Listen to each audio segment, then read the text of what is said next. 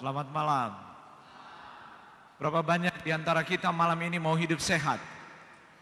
Terima kasih, puji Tuhan. Kita bagian kedua mempelajari tentang darah sumber kehidupan.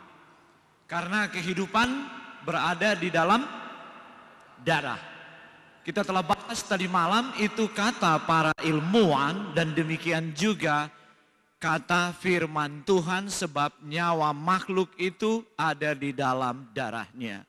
Sekarang bagaimana mempertahankan supaya darah itu tetap bersih, ya, supaya kita tidak sehat. Ada pergumulan besar di dalam sejarah manusia, di dalam realitas dosa. Pertanyaannya adalah, mengapa saya sakit? Hampir tidak bisa dijawab jika orang sudah begitu sungguh-sungguh mengikuti Tuhan. Tapi kemudian dia temukan realitas sakit penyakit itu tetap ada di dalam sejarah hidupnya.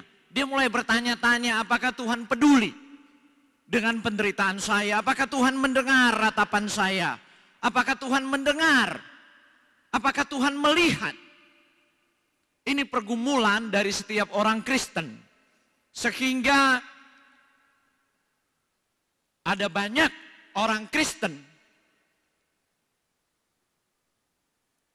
mulai mencari penyembuhan di luar dari kebenaran sains dan juga kebenaran firman Tuhan. Ada banyak. Sekarang apalagi intervensi dari filsafat timur dalam dunia medis itu banyak sekali. Mulai dari penyembuhan pikiran jarak jauh, ya, mulai dari meditasi transendental, sampai kemudian gerakan-gerakan tertentu, dan banyak sekali. Bahkan ada di antara pendeta-pendeta yang kemudian mempercayai itu. Bahkan sesuatu yang sebenarnya membuat pikiran itu merosot sebenarnya, akal sehat tidak bisa terima. Tapi orang mencari kesembuhan. Contoh misalnya, ada banyak orang yang minum kencing. Dan dia katakan sembuh. Itu datang dari Tuhan. Ada banyak yang bersaksi di gereja. Minum kencing sembuh. Soalnya asam uratnya nggak sembuh-sembuh. Diabetesnya nggak sembuh-sembuh.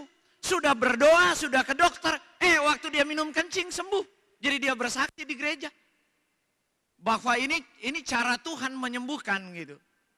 Iya. Saya satu waktu diminta oleh salah satu denominasi untuk membahas itu. Saya bilang saya nggak mau panjang lebar.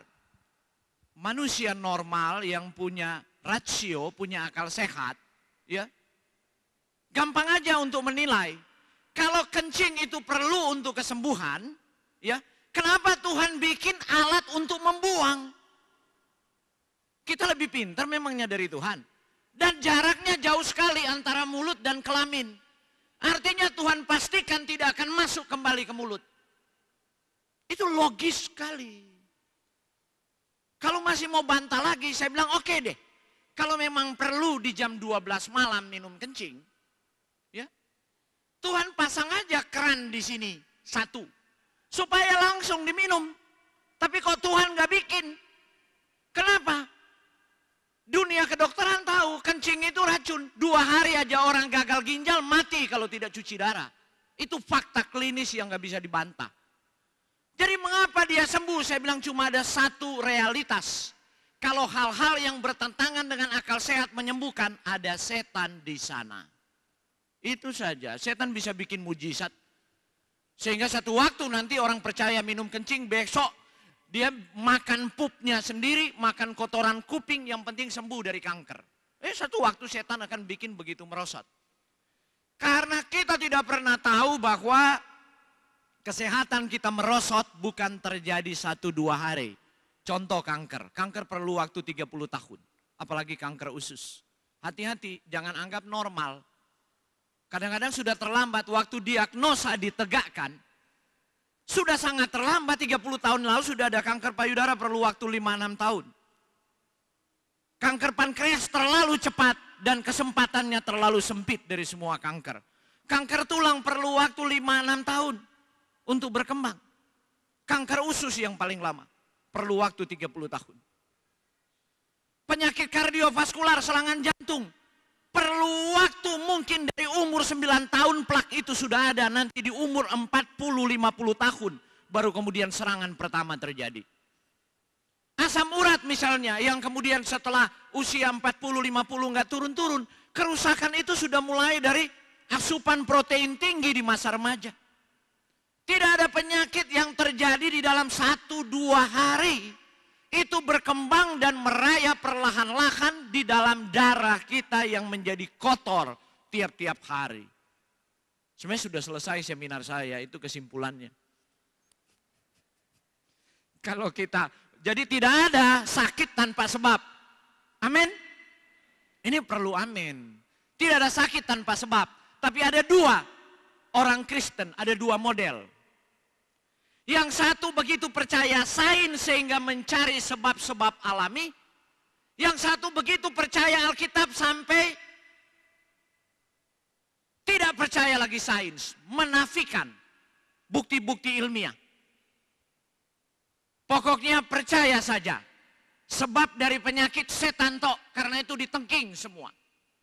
Sekarang banyak golongan Kristen main tengking kalau sakit. Sakit gula ditengking, ada setan gula. Sakit darah tinggi ditengking, ada setan darah tinggi. Kanker ditengking, ada setan kanker. Ngomong-ngomong kalau setan juga dihakimi, setan bilang, aduh. Bukan aku yang bikin. Itu pilihan sadar kita. Ya, sakit gula ya karena terlalu banyak kalori dimakan. Kalau kita pemeriksaan laboratorium tidak ditemukan sama sekali, cari laboratorium yang paling canggih di tingkat molekuler, misalnya Metametrix. Kalau sudah tidak ditemukan, ya kerusakan di tingkat genetik dan lain-lain, kenapa penyakit itu ada? Pergi ke pendeta, didoakan saja. Ini mungkin pekerjaan setan. Tapi kalau bukti klinisnya jelas, kolesterol, ya karena masih makan hewan, karena itu ada kolesterol. Kalau sudah nggak makan hewan kan, tapi Pak saya sudah vegetarian, kenapa kolesterol tinggi? Masih makan goreng-gorengan. Oke, jadi gejala darah kental, sering sakit kepala dan sering kesemutan. Jadi kalau kesemutan dan sakit kepala, jangan dulu cari obat. Walaupun banyak obat sakit kepala, minum air dulu. Kalau sudah minum air tidak hilang, olahraga dulu. Gerak badan pagi-pagi. Kalau juga belum hilang, periksa ada makan buah atau sayur hari itu apa tidak. Kalau juga belum hilang, periksa berapa banyak gula yang kita kasih masuk, berhenti gula. Kalau belum hilang, berhenti tepung-tepung. Kalau belum hilang, berhenti goreng-gorengan. Mendadak kita kaget, kok udah gak sakit kepala ya. Gak perlu minum obat dengan efek-efek sampingnya. Kalau pegel-pegel linu juga begitu. Buang satu-satu, eliminasi terbuka sehingga kita tahu, oh ini biang keladinya, besok makan lagi. Supaya jadi kutuk berdiri. Soalnya berdoa-berdoa nah hilang-hilang tuh penyakit. Karena kita bikin rusak terus diri kita. Nah inilah sekitar 50 penyakit yang disebabkan oleh darah kental. Ya, Anda lihat ini, ada 50 tapi ini yang paling kita kenal. Mulai dari darah tinggi sampai kanker. Itu kalau darah kita mulai mengental selama 30 tahun. Dari anak masih kecil kita kasih terus susu, tepung-tepungan, permen, makanan olahan. Mungkin dia tidak akan bertahan lewat umur 40. Serangan stroke mungkin pertama terjadi. Jadi darah kental disebabkan oleh kolesterol berlebihan. Itu yang pertama. Kolesterol dapat dari mana? Lemak hewan, susu hewan, telur, udang, kerang, kepiting, babi, butter. Itu sumber-sumber kolesterol yang ada. Selama kita masih makan makhluk yang mempunyai hati, kita masih masukkan kolesterol dari luar.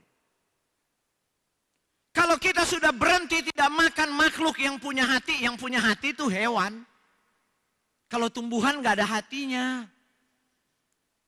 Tapi kita sudah nggak makan makhluk yang punya hati, kolesterol masih ada. Kenapa? Oh kita punya genetik LPA tinggi.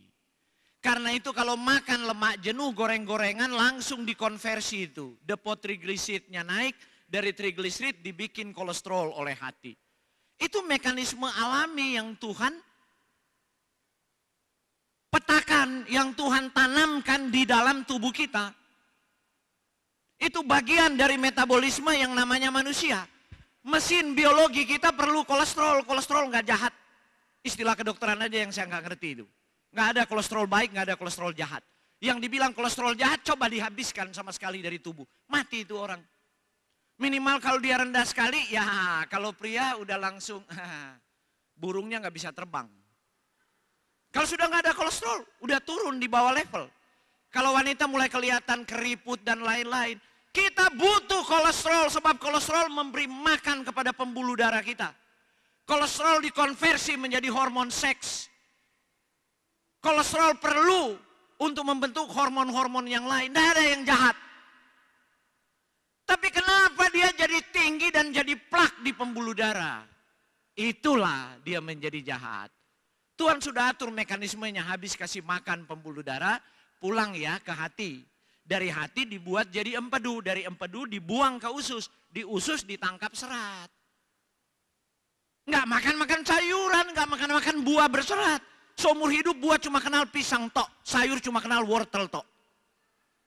Seumur-umur hidup gitu loh. Malah anak-anak sekarang udah jadi mutan semua. Sayur cuman jagung manis tok dia makan di mall. Itu dia bilang sayur, sup sayuran. Buah cuman jeruk tok sama apel. Buah lain sudah dia nggak kenal. Jadi manusia sudah jadi mutan. Itulah sebabnya tingkat kerusakan biologisnya besar sekali. Manusia modern. Nah sekarang kolesterol itu kalau nggak mau pulang, dibuatlah high density lipoprotein HDL itu. Dan disuruh bawa ambil LDL itu jangan parkir sembarangan bawa pulang ke hati.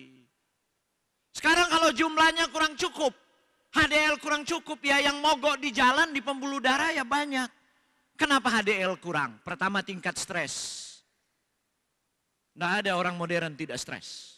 Kedua kurang tidur. Nggak ada orang modern yang tidak kurang tidur. Iya. Ada banyak perintang waktu. Mulai dari TV sekarang sudah sampai di Android. Itu perintang waktu yang bikin kita nggak tidur-tidur. Itu akibatnya. Kurang berolahraga. Konsumsi lemak jenuh berlebih-lebihan. Walaupun dia seorang yang vegetarian. Nggak akan turun-turun tuh kolesterol. Itulah kutuk terbesar dalam sejarah manusia yang tidak pernah selesai sejak zaman Mesir kuno. Adalah penyakit kardiovaskular. Tetap nomor 1 di dunia. 60% kematian adalah karena serangan jantung. Dan plak di pembuluh darah. Itu seperti kutuk yang tidak pernah selesai dalam sejarah manusia. Sekalipun manusia-manusia ini adalah manusia Kristen. Yang percaya Yesus adalah healer. Tapi lebih daripada mempercayai Yesus dengan program penyembuhan yang alkitabiah, yakni adalah cara Tuhan itu to educate, bukan to medicate. Itu yang kita keliru. Termasuk rumah sakit Kristen, keliru besar. Tuhan punya cara to educate, mendidik, jangan makan itu, jangan makan ini, itu bahasa Alkitab. Jangan begitu, jangan begini. Supaya darah itu bersih, tidak perlu meratap karena penderitaan dan sakit penyakit. Kita nggak makan aja, nanti cari obatnya. Itu to medicate. Itulah world view, pandangan dunia ini bukan Christian view. Pandangan yang Alkitabiah. Itu dua perbedaan yang sangat bertolak belakang. Bagaimana menjadi dokter Kristen yang setia, itu pergumulan besar. Saya tidak anti obat. Kalau kolesterol tinggi silakan minum obat, tapi ubah pola hidup supaya tidak minum obat seumur hidup. Kalau gula tinggi silakan minum obat, tapi ubah pola hidup, cara makan, tingkat stres di manage supaya tidak perlu minum obat gula seumur hidup, bahkan suntik insulin dan mati juga dengan diabetes. Kalau sudah darah tinggi silakan minum obat darah tinggi, tapi buatlah komitmen. 1 tahun ini saya minum obat, tapi saya akan ubah pola hidup saya sebab respons nutrisi perlu waktu 6 bulan sampai 1 tahun. Saya punya tujuan kalau saya ubah makanan saya, tingkat stres, olahraga, waktu istirahat itu menjadi cukup. Saya yakin dan percaya bukti-bukti ilmiah begitu banyak. Maka kolesterol akan terkendali dan tekanan darah tinggi terkendali. Baru kita bisa bicara kepada mereka yang tidak melihat belas kasihan Yesus di negeri ini terlalu banyak, bahwa Yesus tetap masih healer, masih penyembuh, tabib yang ajaib. Inilah bukti hidupku dijamah olehnya. Aku berubah sehingga penyakitku dikalahkan. Mari kita lanjut, yang berikut adalah lemak jenuh yang sudah kita bahas tadi. Gampangnya ya santan salah satu. Sudah ada kolesterol masih makan santan, silakan berdoa itu Lipitor. Kalau enggak pakai seumur hidup. Berdoa enggak berdoa juga kok tetap mesti minum.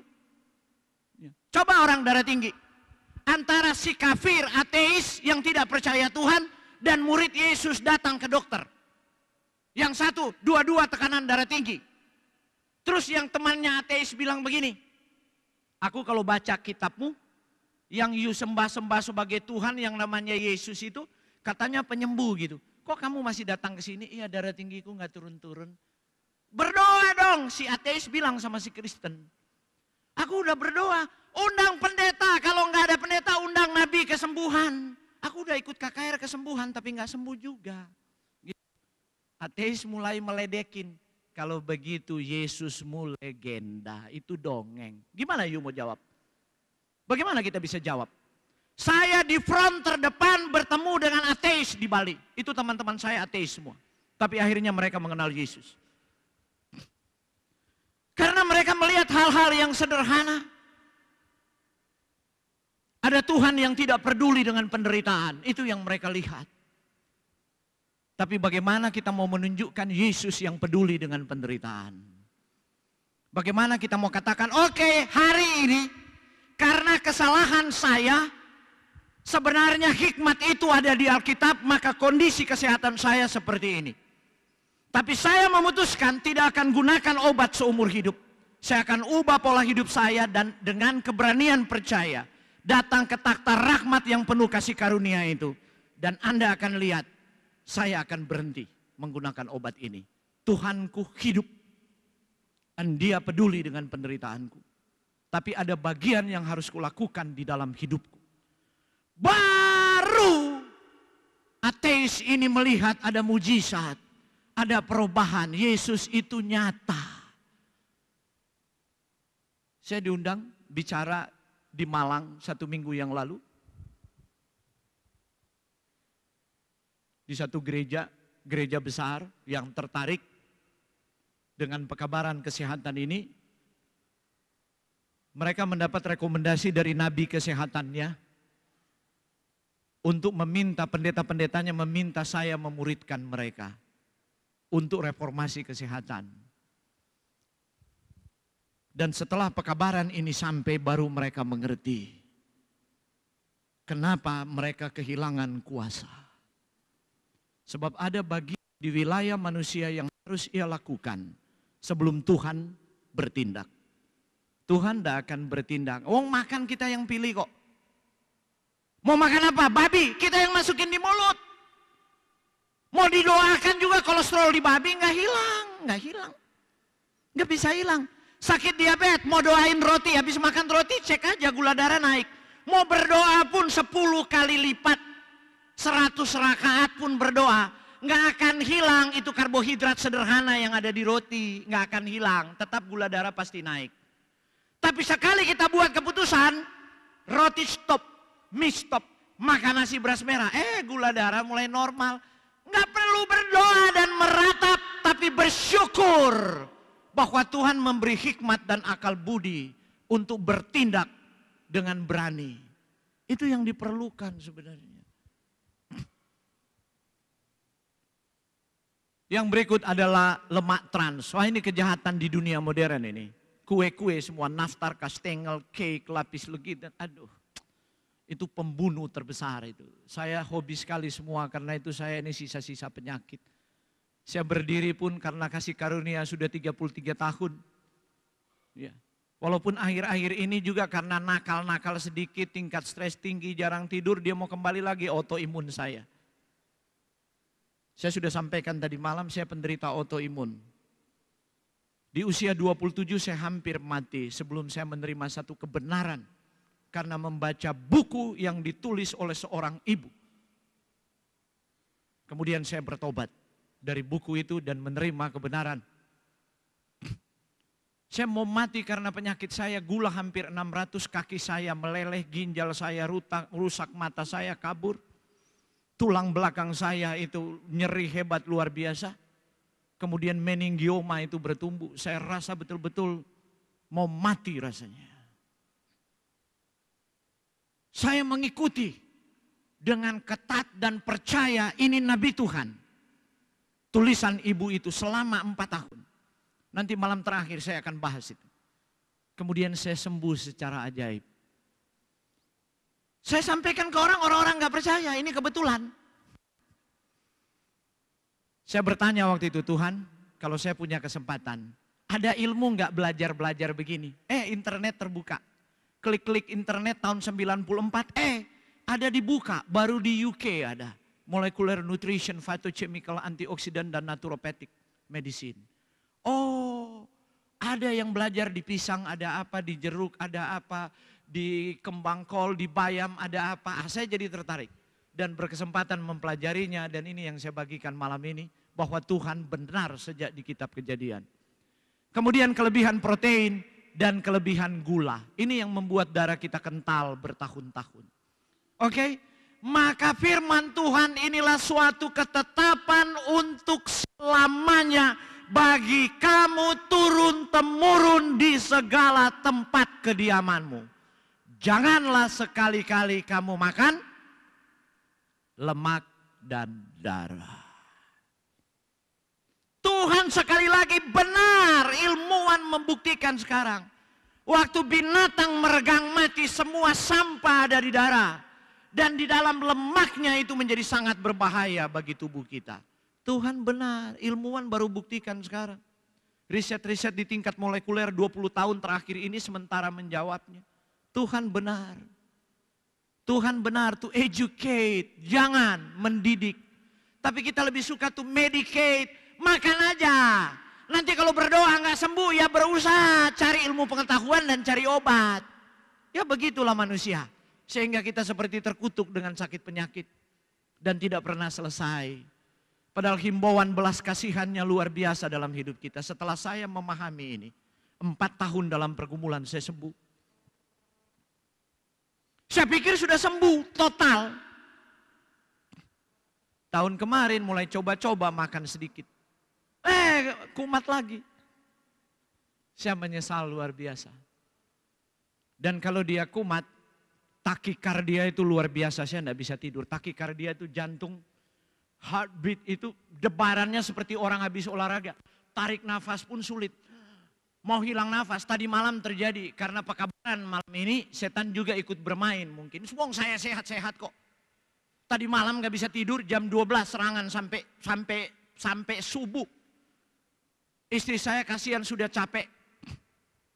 Saya suruh dia pimpin lagu. Maka saya mulai menyanyi. Penebus saudara dan sahabat, juru selamat yang terindah. Habis lagu, aku mau hidup bagi Yesusku. Mendadak sudah pagi. Penyakitnya sudah lewat. Padahal dari nggak bisa bernafas. Ya itulah.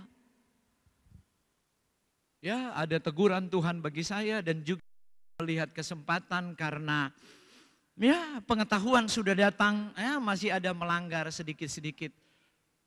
Padahal cuma makan telur itu, saya sudah nggak bisa makan telur. Apalagi telur modern. Terlalu tinggi kolesterol, terlalu banyak sampah karena ayam itu disuntik, terlalu banyak antibiotik. Sistem imun saya itu marah luar biasa. Ada banyak penyakit autoimun sekarang nggak bisa dikendalikan. Imamat 17, Imamat 3 ayat 17 bagian B, jangan makan lemak dan darah. Inilah hasil dari makanan kelas 3.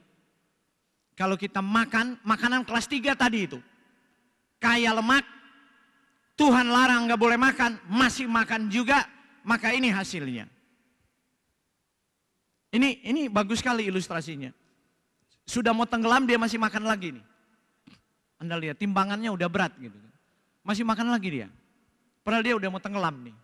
Hidupnya sudah mau akan berakhir. Nanti dia kapok, sudah begini serangan jantung. Belum mau berhenti juga. Nanti dia betul-betul merasakan bahwa waktunya sudah singkat, sudah begini, sudah pakai pakaian astronot. Di ruangan yang sangat terkenal dengan alat-alat titut, selang sudah dipasang, bajunya serba longgar, akan berangkat ke Mayapada. Ya, baru dia meratap dan menangis, sudah nggak bisa bicara, kurang dengar, Alkitab dibaca pendeta dan doa-doa, masih dia dengar, tapi sudah nggak bisa merespons. Tapi dia dengar, karena itu masih keluar air mata. Seperti ibu saya, di umur 80 kena serangan. Padahal dia nggak tahu makan daging, tapi suka sekali naftar kastengel. Tahu kena serangan, saya terbang pulang ke Manado. Saya bilang cari dokter terbaik, rumah sakit terbaik. Untuk cuci darahnya, mana scan sebelah kanannya.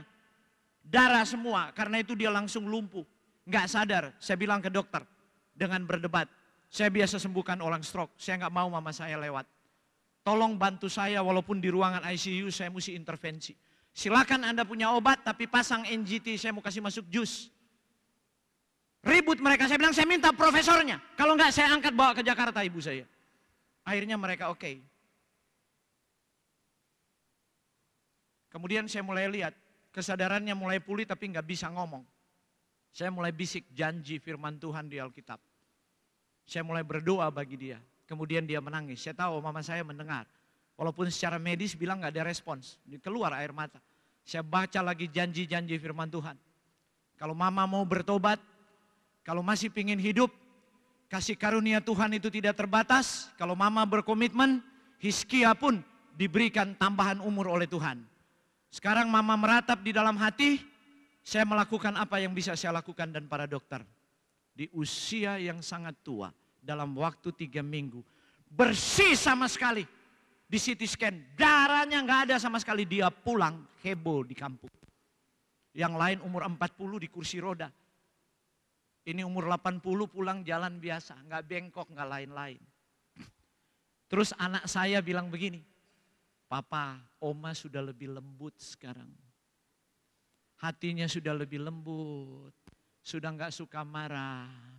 Makanannya sudah ketat sekali. Ya Tuhan kadang-kadang memberi kesempatan. Tapi kadang-kadang kalau sudah begini, kondisi begini sudah nggak ada kesempatan. Kalau lolos berarti itu nadaksa. Kalau tidak lolos ya berpulang ke rahmatullah. Ya begitu. Sebab kadang-kadang kita punya kejahatan terhadap tubuh, terhadap bejana tanah liat ini telah melampaui garis batas kasih karunia. Nanti dikoreksi oleh bapak-bapak pendeta. Kalau saya keliru. Ada garis batas kasih karunia Tuhan terhadap kerusakan yang kita buat secara biologis di tubuh kita. Saat garis batas itu dilewati, tidak peduli dia hamba Tuhan terkenal pun, tidak ada ampun. Tidak ada peduli dia dokter paling hebat pun, tidak ada ampun. Dan itu fakta, di mana-mana kita bisa lihat. Jadi, jangan bertobat dan ambil keputusan sesudah terlambat. Karena itu orang Inggris katakan makan adalah eat. Kalau tidak makan pasti mati. Kalau kelebihan makan sakit dan mati. Kalau kurang makan sakit dan mati. Benar nggak? Coba aja jangan makan. Kurangin makan terus sampai kemudian nggak ada tenaga. Pasti mati. Salah makan keracunan pasti mati. Maka root dari kata death adalah eat. Saya baru tahu setelah saya belajar di sana. Jadi dari makanlah yang menyebabkan mati. Orang Inggris kuno begitu sebelum ada dokter ilmu pengetahuan mereka lihat. Ternyata dari makanan yang paling banyak bunuh orang. Maka mereka punya akar kata death dari kata eat. Makan, ini filosofi Inggris yang luar biasa. Tuhan mau kita jangan mati percuma. Tuhan berfirman, karena itu saudara-saudara demi kemurahan Allah aku menasihatkan kamu supaya kamu mempersembahkan tubuhmu sebagai persembahan yang hidup yang kudus dan yang berkenan kepada Tuhan. Jadi jangan nanti meratap kepada Tuhan setelah sudah mau mati, baru bilang, Tuhan aku mau mempersembahkan tubuhku. Tuhan mau hidup-hidup, masih memiliki tenaga dan kesehatan, kita mau mempersembahkan. Itu adalah ibadahmu yang sejati. Beribadah di gereja it's okay. Beribadah di rumah, di perkumpulan it's okay. Tetapi mempersembahkan tubuh ini adalah suatu ibadah. Sebab ibadah itu adalah seluruh totalitas hidup kita. Termasuk tubuh ini. Kalau kita tidak melihat itu, maka kita mulai pikir, yang penting kuserahkan hidupku pada Yesus. Kesera-sera whatever will be. Apa mau terjadi, terjadilah. Dikuduskan dalam nama Yesus. Padahal Tuhan bilang gak boleh makan. Dia kuduskan lagi. Maka habis makan langsung stroke. Itulah makanan kelas 3. Hewan yang dilarang Tuhan untuk dikonsumsi karena dapat menyebabkan penyakit degeneratif dini. Itu maksudnya. Kenapa ada hewan-hewan tertentu Tuhan larang di Alkitab? Supaya nggak sakit. Tapi kita mulai berteologi ya.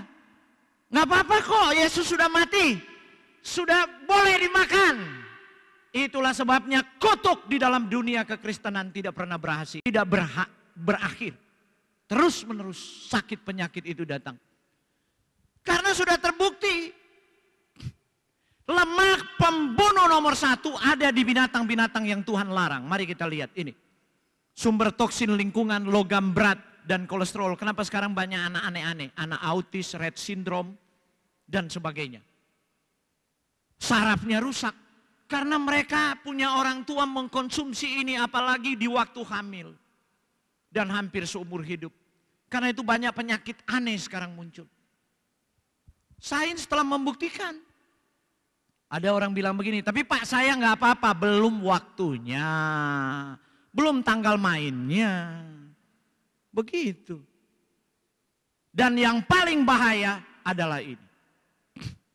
Lemak pembunuh nomor 1 adalah lard. Ya, sumber parasit kolesterol jahat. Ya, saya dan Pak Ruyandi Hutasohid menulis buku Nabati Man. Di sananya saya membahas bukti-bukti ilmiah yang ditemukan kenapa babi tidak boleh dimakan. Yang pertama adalah tempat berkembang cacing. Orang katakan, saya masak dengan pressure cooker, cacingnya mati. Oke, tapi sporanya tidak mati. Ada cacing yang paling ngeri namanya Trichinosis spiralis. Bahkan orang kalau kena cacing itu, jasadnya sudah hancur, cacing itu masih hidup di bekas tanah. Jasad yang menjadi tanah. Itu cacing hebat. Babi adalah tempat yang subur berkembangnya parasit, bakteri, virus H1N1, virus flu burung yang berbahaya. Virus-virus mematikan yang sekarang sangat ditakuti, memiliki hospes intermediate, inang perantara sebelum bertransformasi kepada manusia, dan unggas adalah babi. Tapi babinya nggak sakit. Itu yang luar biasa. Tuhan memang luar biasa. Tuhan ciptakan babi karena hidup di lumpur dan sebagainya. Dia nggak perlu kemul, dia nggak perlu mandi, nggak sakit-sakit dia. Ya begitulah hikmat Tuhan, tapi bukan untuk dimakan. Iya. Baru kemudian penyakit yang ditularkan oleh daging babi. Kolera babi, ya. Keguguran nanah yang disebabkan oleh bakteri Prosilia pada babi. Dan ini juga perlu diteliti lebih lanjut. Masih ongoing research. Ya. Kalau itu terjadi juga pada manusia. Kulit kemerahan yang ganas dan menahun. Ada penyakit kulit yang ganas dan menahun. Sekarang banyak terjadi. Penyebabnya adalah karena memakan daging babi. Gangguan persendian.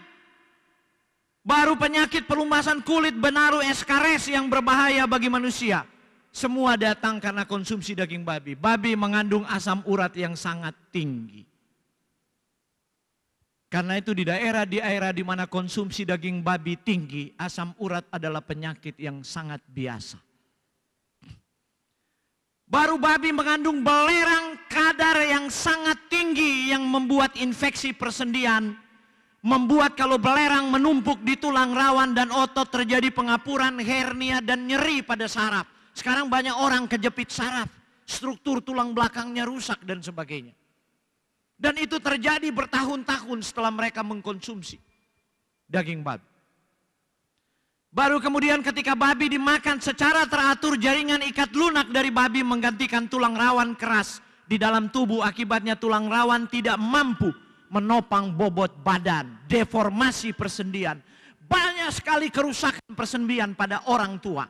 Apalagi di lokasi yang konsumsi babi sangat tinggi, maka deformasi persendian itu banyak terjadi. Baru kemudian babi punya karakteristik, ia makan semua makanan di depannya dan tidak pernah kenyang, bahkan memakan muntahannya sendiri. Dan jika perutnya telah penuh atau makanan habis, ia akan memuntahkan isi perut dan memakannya lagi. Itu dari semua binatang. Sebab dari anak-anak, Waworuntu di Sulawesi Utara itu marga pemelihara babi. Saya punya bisnis dari umur 8 tahun sudah bisnis jual babi. Jadi saya tahu sifat babi ini. Pulang sekolah saya harus kasih makan babi di kebun. Kalau sudah sedikit ini saya mesti jual untuk duit ke sekolah saya. Jadi sudah biasa dengan babi. Kalau dibiarin lapar kita nggak pergi ke kebun dan kasih makan. Saya lihat dia masih hidup. Aduh, saya lihat apa yang dia buat. Kalau nggak ada makanan. Memakan kotoran apapun di depannya, termasuk kotorannya sendiri. Jadi dia beol, dia makan lagi. Karena itu kalau 1 minggu nggak dikasih makan di kandang, nggak ada kotoran babi. Saya sampai heran, oh dia makan kotorannya sendiri. Sekarang kalau nggak ada kotoran, dia sangat lapar, dia makan tanah. Hewan mamalia satu-satunya yang memakan tanah. Dia akan makan tanah supaya kenyang. Kerakusannya luar biasa. Sehingga pantas ia digelari tong sampah. Berjalan di daratan. Tuhan memang ciptakan agar supaya bumi ini tidak penuh dengan sampah. Tuhan luar biasa. Yang besar-besar dimakan babi. Yang kecil-kecil dimakan tikus. Yang lebih kecil lagi dimakan kecoak. Yang lebih kecil lagi dimakan kumbang-kumbang. Yang lebih kecil lagi dimakan bakteri. Semua pemakan sampah Tuhan larang dimakan.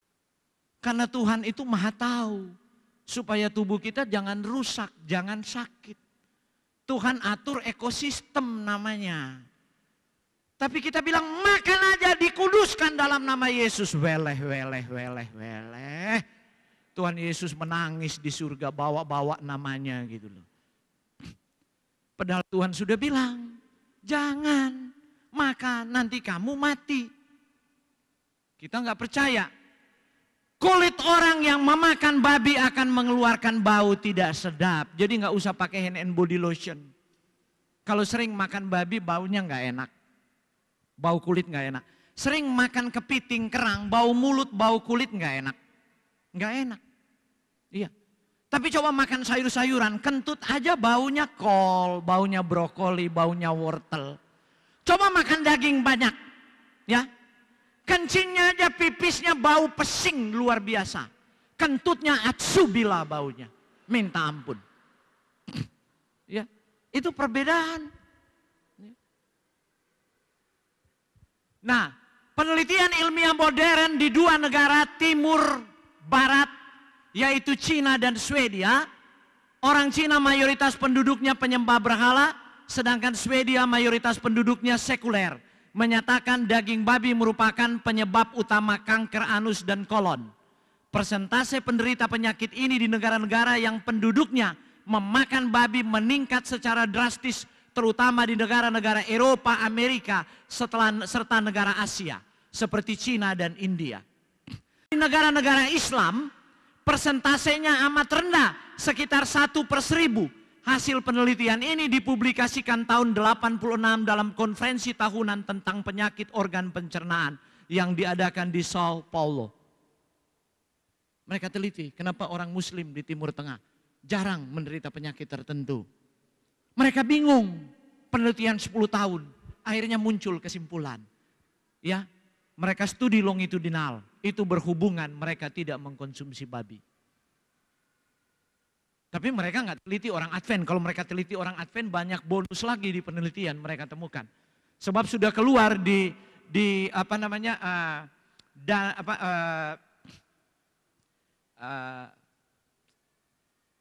The Secret of Blue Zone.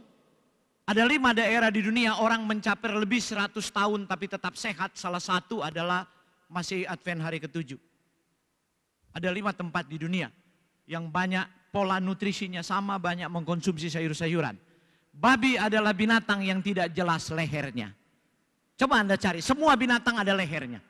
Hanya babi tidak ada lehernya. Itulah sebabnya dia begitu rakus dan makan apa saja. Coba Anda cari. Cari semua binatang.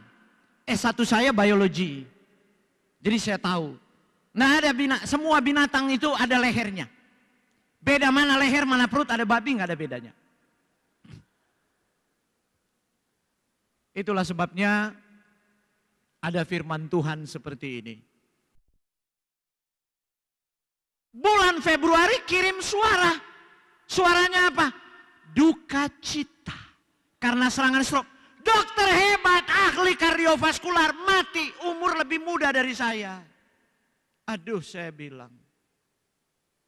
Terus ditanya, saya tanya, kok bisa jadi dia pernah stroke, tapi kemudian lolos. Terus, stroke pertama, terus saya tanya ke istrinya, kenapa nggak kasih tahu itu sudah nggak boleh makan lagi? Ya dia lebih tahu, dia dokter, ahli kardiovaskular. Dia bilang, aku udah no problem. Sekali-sekali kok, setahun 1 kali. Minum obat dulu. Terus makan, didoakan dalam nama Yesus, dikuduskan. Kujauhkan dari sakit penyakit, aku tengking dalam nama Yesus. Seperti itu. Ternyata setan tengking masuk ke liang lahat. Saya kasihan, aduh. Gitu. Dulu mereka marah dan tersinggung. Sekarang setelah banyak fakta mereka malah undang terus saya sampai nggak pernah punya waktu. Kita perlu dengar ini. Ini luar biasa. Mereka bilang, sebenarnya nggak luar biasa. Sudah berabad-abad ditulis kok ada tulisan ini. Tapi kita masih coba-coba sama Tuhan. Gitu. Jadi karena itu pengkhotbah katakan jangan terlalu fasik. Janganlah bodoh. Mengapa engkau mau mati sebelum waktumu nalo. Waktu saya sakit dan saya baca ayat ini saya kaget. Jadi jangan sembarangan kalau mati. Apalagi pendeta-pendeta populer. Main orang mati nggak diperiksa mati apa, main khotbah. Inilah hamba yang dikasihinya telah beristirahat dari jerih lelahnya. Supaya ia perbuatan-perbuatan baiknya akan mengikutinya. Berharga di mata Tuhan kematian orang yang dikasihinya. Padahal selama hidup ia memberontak kepada Tuhan, merusak bejana tanah liat. Tempat harta rohani itu disimpan. Dengan memakan makanan yang Tuhan sudah larang. Kadang-kadang saya bercanda. Pendeta di handphone kapan sama Tuhan?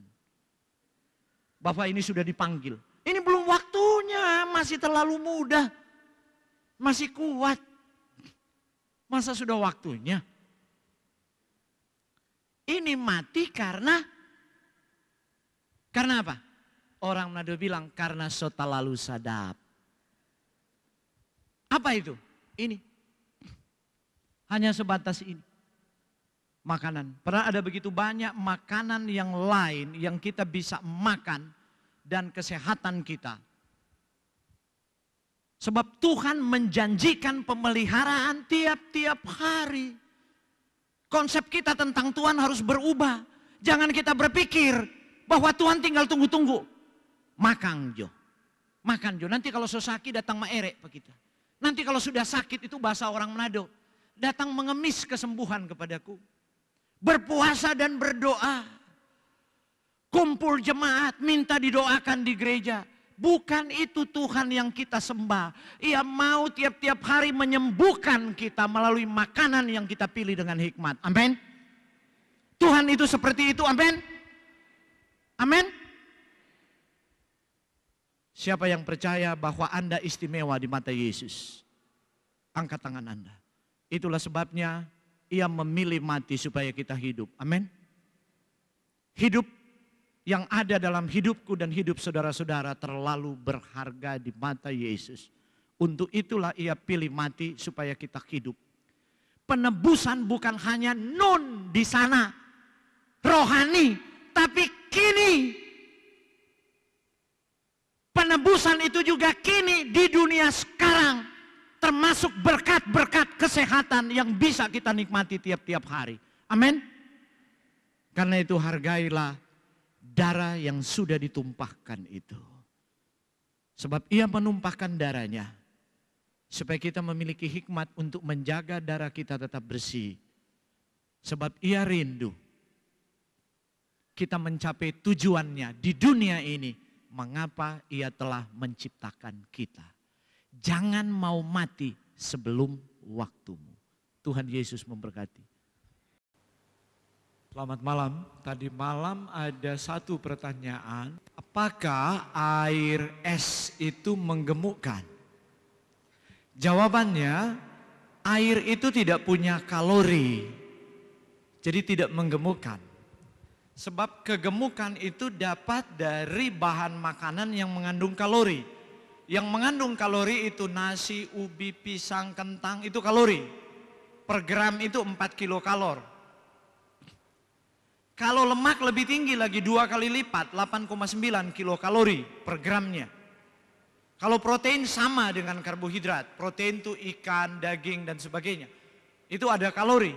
Jadi kalau kita makan yang mengandung kalori dan sudah berlebihan, kalori itu dikonversi menjadi lemak.